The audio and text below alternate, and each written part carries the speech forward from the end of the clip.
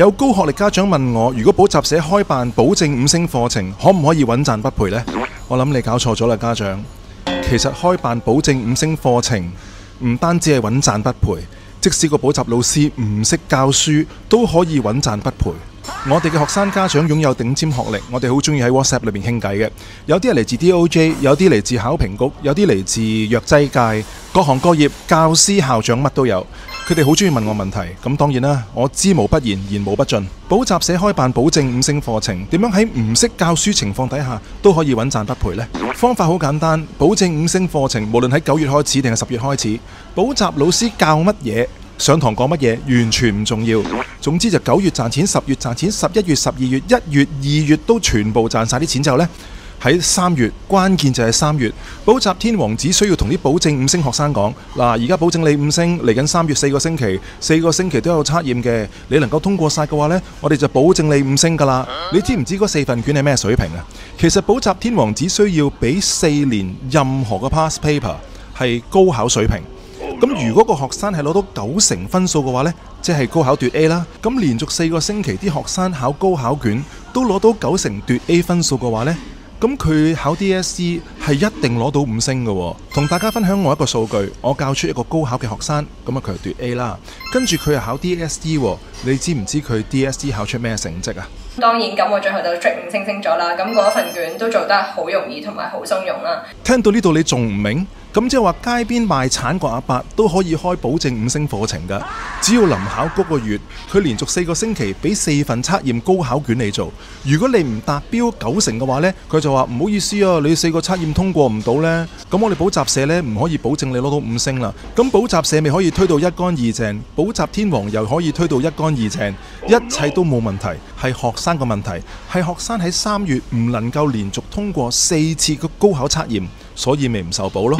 以上嘅例子清楚說明咩叫做補習商業、補習商人，呢個就係補習王國，入邊可以保證補習社嘅盈利、補習天王嘅盈利，學生考成點嘅責任可以完全推喺學生嘅身上，補習老師、補習社從來都唔使上身嘅。咁你會好慨嘆問我啦，香港補習界仲有冇清泉嘅呢？即係話唔好將責任推晒喺學生身上。補習老師本身好有料，俾啲好有用嘅學生讀，而學生可以攞到好好嘅成績嘅。咁你睇下以下我呢個例子，以下嘅影片我清楚交代我上堂教過啲乜，喺3月30號，而入到考場4月3號、4月4號，學生寫咗啲乜，而7月中放榜，我學生攞到21分問鼎全港第一嘅成績，同埋20分問鼎全港第2嘅作文成績。真係好開心咯！作文可以5星星咗，因為平時學校即係 Pre-O Level 4，頂多都係 Level 5。個 Part A 第一個 heading 就要我寫 Teen Art Club 個背景啦，我就背咗梁朝偉啦。阿 Sir， 咁點解而家你轉做梁朝偉啊？因為我想你哋多變化咯，我要你哋全港第一咯。嗱，唔甘於平凡，從不滿足。我就係話梁朝偉 create 咗呢個 art club 啦，然之後第2個呢，就要我寫最難忘嘅經歷啦，我就背咗細路仔喺度放風箏啦。大家呢，如果 zoom 埋少少睇呢，見到有一個生命力無限嘅2個小朋友喺度玩緊，象徵住展去天空光明無限希望嘅一種感覺。咁所以呢，其實呢度玩咩呢？玩 contrast 咯，你就當咯喎。呢幅相係自己嘅啦喎，係咪啊？我咪就係個 award-winning photographer 咯。我影咗咩啊？我咪影咗呢張相咯。哦，點解贏啊？介紹一下張相寫咩先？贏咗個 grand prize 啊！首先講咗贏咗咩獎先。咁啊，我個 work 咧就係 showcase 咗，展示咗 a small boy flying a kite on the steps。呢一張相 ，this photo not only captured the innocence of childhood， 然之後可以 display 到佢嗰個 innocence of a child。captured the innocence of childhood， 我就背咗呢一句啦。之後我就話 Chris 就用咗呢個 rule of three， 就係嗰個9宮格。攝影呢，我哋係講 rule of third 嘅，大家可以抄一抄低。打橫打戙都要分3格嘅。咁啱呢張相。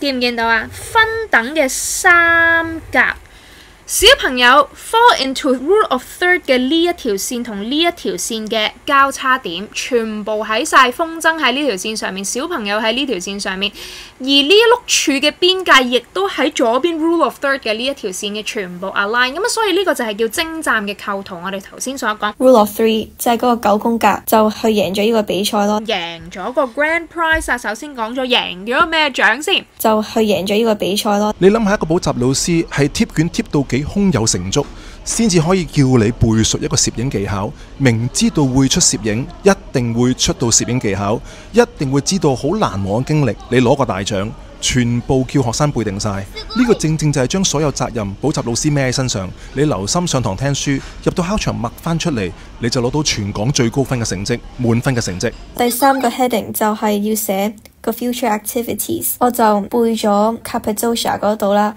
In Cappadocia， 土耳其坐熱氣球。In Cappadocia， 我就背咗個 club members 可以去 Cappadocia， 即係 Turkey 嗰度呢，就可以即係坐熱氣球啦，可以睇一啲 volcanic columns。 The volcanic columns， 咁啊呢個大家已經記咗㗎啦。然之後第2個活動我就背咗可以去睇北極光啦。我就背咗啲 club members 可以去冰島度睇北極光。To go to Iceland， 冰島啊嚇 ，and mysterious northern lights， 神秘嘅北極光啊。北極光呢，直譯叫做北極的光啊。係咁但係下邊有個學名一陣間。之後我就背咗個 dancing of bright green 同埋 light pink aurora 嗰度啦。At the dance of the aurora， 哇！呢個好靚嘅修飾啊。The colours of the northern lights vary from bright greens to deep purples and even brilliant reds。然之後就背埋經過睇到呢啲北極光，可以發現到佢哋生命幾渺小啦。我就背咗個 how insignificant their lives are 啦。Their own insignificance 啊，咁樣嘅場面呢，亦令到一個人會思考佢哋嘅渺小 and the preciousness of life， 生命有幾珍貴。背咗咁多咯。之後作文永遠都係徘徊喺12至13分左右，所以真係好開心咯！真係冇諗過 Part A 同 Part B 都會貼中晒咯。之後 Part A 我寫咗冰島啦，即係 Northern Lights in Iceland 啦，同埋個 photography competition 同埋嗰個熱氣球咯，好開心咯，會貼中晒。之後 Part B 之前背咗嗰個plant-based meat alternative， 我係 point form 咁背啦，之後喺 Part B 度寫翻落去咯，真係好開心咯！竟然5星星咗作文。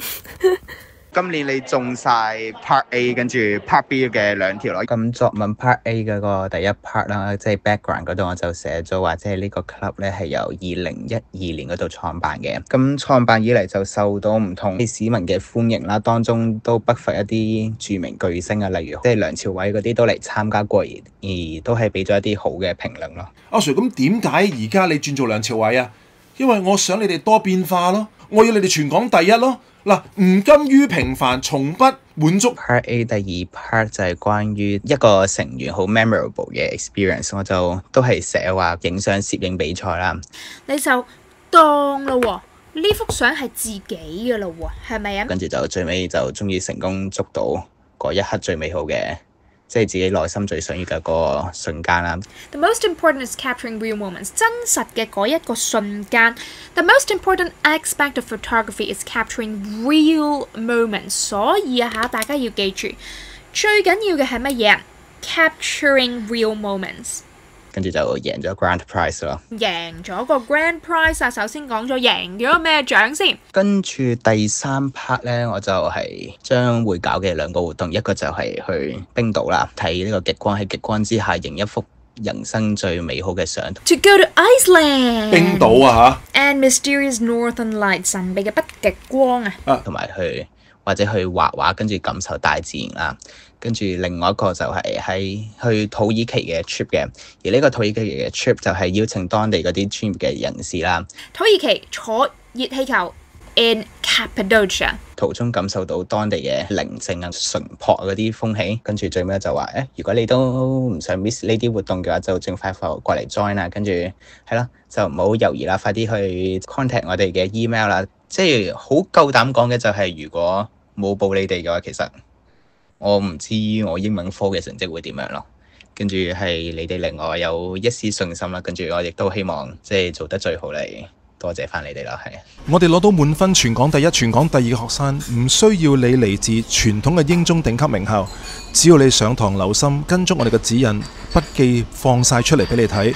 跟住我哋筆記做，跟住我哋份筆記背，入到考場背翻出嚟，再加入少少你自己個人嘅變化，你篇文章將會成為滿分或者揸分滿分。各位家長同學對唔住啊，因為要搜集呢啲滿分嘅臨床資料、滿分嘅數據同埋真跡，所以我嘅影片出遲咗。咁可能大家過往呢2個月呢，都報緊一啲唔可以令你進步嘅補習老師。不過我嘅影片你睇咗啦，盡快報讀我哋嘅 DSE 常規課程、DSE 精英班課程同埋初中課程，我哋班房等你。